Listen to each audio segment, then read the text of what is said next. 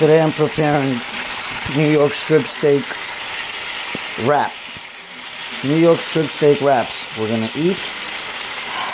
Here I'm cooking a mixture of tomatoes and peppers, different peppers with tomatoes.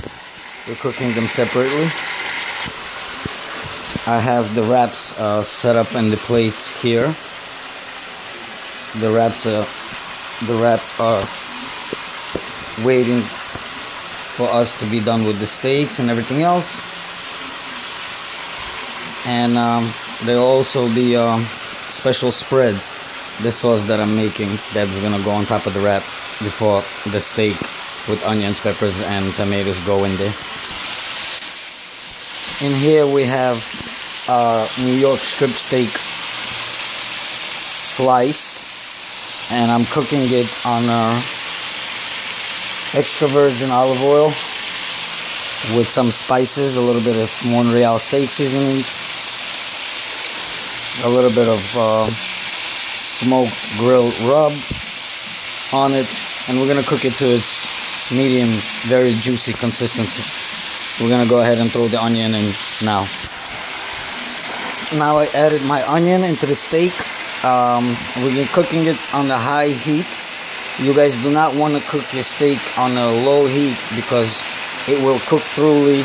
It will not have a nice color on the outside, and most likely you will end up overcooking the steak. So you want a high heat. You want to cook it, not turning it too much, so it's juicy on the inside, it's crispy on the outside, and you want to cook it as quick as possible, and then take it off the heat. Guys, don't ever be afraid of tasting your dish while you're cooking it. This way you know if you're a little bit shy on spices, or you want to put a little more spices into your seasoning, into your steak. So you could always taste the food as you go to make sure it tastes properly. Here I added a little more seasoning because I felt it was under-seasoned a little bit. Now the reason we're cooking tomatoes and peppers separately is because we don't want too much moisture in this pan with the steak in it. We don't want to boil the steak. We want the steak to cook, sear nicely. So we do want to prepare this separately. And then it will have better flavor because the vegetables cooked separately have their own flavor to them with the oil that they're cooking in, and then adding it to this mixture will make the whole dish delicious. When you guys sauteing something, you searing something, it's very important to keep it this color. Look how brown everything gets, how beautiful everything gets. Nothing is burnt, nothing is on the black side. It sears perfectly. I'm ready here to cook. Look at the colors on my veggies. I'm ready to go ahead and add this mixture, which is cooked now, to this mixture of steak and onion. This is going to be the best wrap you guys can have. It's really going to be delicious. So now, I know some of you might think it's very funny and not something that tastes good, but I've made this up totally. It's not from no book, from no other chefs, no recipes. I've made it all up, and the mixture came out to be the best for whether it's your burger, for the bun before you put your burger on, whether it's for your wrap.